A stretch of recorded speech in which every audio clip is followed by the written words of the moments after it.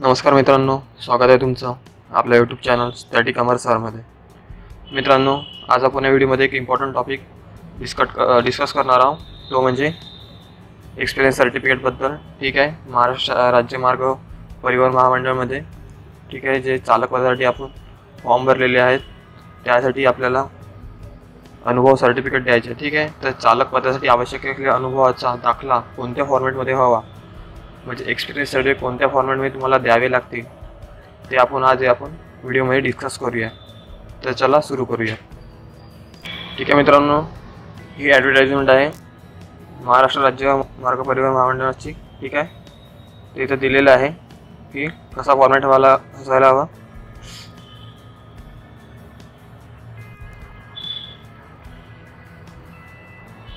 Okay, तर बघा इथे दिलं आहे चालक पदासाठी आवश्यक असलेल्या अनुभवाचा दाखला व नमुना। ठीक आहे, तिथे आपल्याला काय काय भरावं लागेल। ठीक आहे, इथे तुम्हाला तुमचे स्थळ, इथे दिनांक, कोणत्या दिनांकाला अनुभवाचा दाखला तुम्ही बनवत आहे ते। ठीक आहे, पहिले आलं इथे लिहायचं की ज्याच्या मालकीचे जे वाहन आहे। ठीक आहे, म्हणजे तुम्ही ज्याच्याकडे काम केले असणार ते त्यांचे नाव लिहायचे इथे। ठीक आहे, मुक्काम पोस्ट, तालुका, जिल्हा आणि कोणत्या राज्यामधून आहे। ओके, इथे पिनकोड। ठीक आहे, इथे काय प्रमाणित करतो की ठीक आहे तुमचे इथे नाव। ठीक आहे, उमेदवाराचे संपूर्ण नाव लिहायचे इथे। ठीक आहे, मुक्काम पोस्ट, तालुका, जिल्हा, राज्य आणि पिनकोड। ओके, त्यानंतर इथे कोणत्या दिनांकापासून तर कोणत्या दिनांकापर्यंत एकूण वर्ष व महिने। ठीक आहे, कालावधी सुरक्षित वाहन चालक म्हणून काम करीत होते। ठीक आहे, इथे तुम्हाला तुमचे मंथ वगैरे सगळं लिहून हे फिलअप करायचं आहे। ठीक आहे, नेक्स्ट काय आहे, नेक्स्ट इथे दिलेला आहे अवजड वाहन परवाना लायसन्स क्रमांक। ठीक आहे, व दिनांक। या लायसन तुम्हाला कधी मिळाल त्याची दिनांक लिहायचे। इथे लायसन देणाऱ्या RTOचं इथे मेन्शन करायचं आहे। ठीक आहे, हे इम्पॉर्टंट आहे इथे की कोणत्या RTOने तुम्हाला लायसन दिलेले आहे। इथे अवजड वाहन चालवण्याचा परवाना मिळण्याची तारीख, म्हणजे किती तारखेला तुम्हाला अवजड वाहनाचा परवाना मिळाला ते इथे मेन्शन करावे लागेल। ठीक आहे, परवाना नूतनीकरण कधी झालं त्याची तारीख इथे लिहायची आणि बॅच क्रमांक इथे लिहायचा। ओके, ठीक आहे, नेक्स्ट आहे सातवा पॉईंट काय दिलेला आहे इथे। ठीक आहे, माझ्याकडे काम करीत असलेल्या कालावधीत हातून झालेल्या अपघातासंबंधी तपशील। ठीक आहे, तुमच्या हातून झालेल्या अपघाताचा तपशील इथे, आणि अपघात जर झाला नसेल तर इथे स्पष्ट लिहायचं आहे, नमूद करायचं तुम्हाला। ठीक आहे, अपघात कधी झाला तर तुमच्या हातून नाही झाला असेल तिथे नाही लिहा। ओके, इथे लिहिलेलं आहे की अपघात झाला नसेल तर तिथे स्पष्ट नमूद करा म्हणून। ओके, ठीक आहे, आणि नेक्स्ट आहे इथे माझ्याकडे चालकाचे काम करीत। ठीक आहे, म्हणजे तुम्ही ज्या मालकाकडे काम केलेले। ठीक आहे, इथे लिहून दिले आहे माझ्याकडे काम करत असताना त्यांच्याकडून कोणत्याही प्रकारची नैतिक अंधपणाचा गुन्हा घडलेला नाही, तसेच त्यास मद्यपान, अंमली पदार्थाचे कोणते व्यसन असल्याचे आढळले नाही असल्यास नमूद करा। ठीक आहे, तर हे मालक तुम्हाला हमी देत आहे। ठीक आहे, प्रमाणित करतो की ठीक आहे, इथे लिहा तुमची स्वाक्षरी करायची आहे आणि तारीख, इथे अवजड वाहन मालकाची स्वाक्षरी आणि तारीख। ठीक आहे, ट्रक मालकाने आपल्या नावाच्या पेढीचा रबर स्टॅम्प उमटवणे आवश्यक आहे। ठीक आहे, तर इथे रबर स्टॅम्प तुम्हाला देणे गरजेचं आहे याच्यामध्ये। ओके, ठीक आहे, आणि इथे राजपत्रित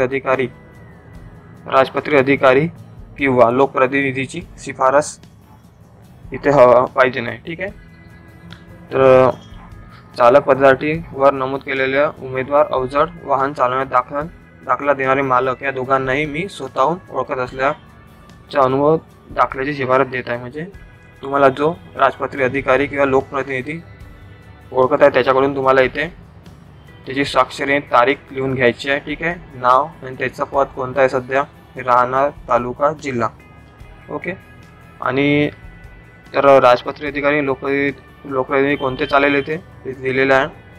ठीक आहे, खासदार, आमदार, जिल्हा परिषद अध्यक्ष, नगर परिषद अध्यक्ष, जिल्हा परिषद सदस्य, राजपत्रित अधिकारी यावेळी कोणत्याही एकाची शिफारस चालते नंतर। ठीक आहे, तर यापैकी तुम्हाला कोणत्याही एकाची शिफारस इथे भरावी लागेल।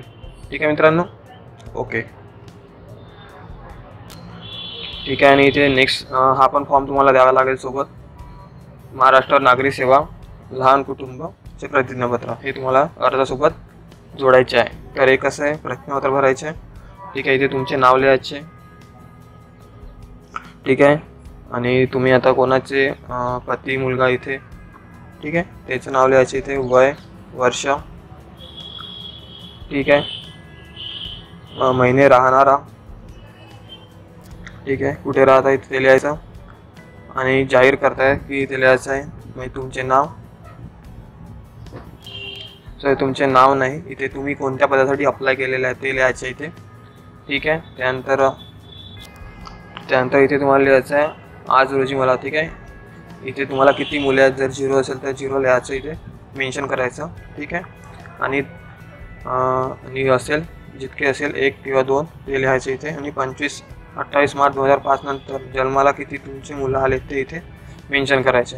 ठीक आहे. नसेल तर 0. ओके. ठीक आहे. आणि शेवटी तुम्हाला इथे ठिकाण लिहायचे आहे आणि दिनांक. ठीक आहे. आणि तुमची सही आणि तुमचे नाव. ओके मित्रांनो, तर आशा करतो की तुम्हाला सगळी माहिती समजू आलेली असेल आणि तुम्हाला आता अनुभव सर्टिफिकेट कसे बनवायचे आहे, ठीक आहे, तर ते पण लक्षात आलेले असेल.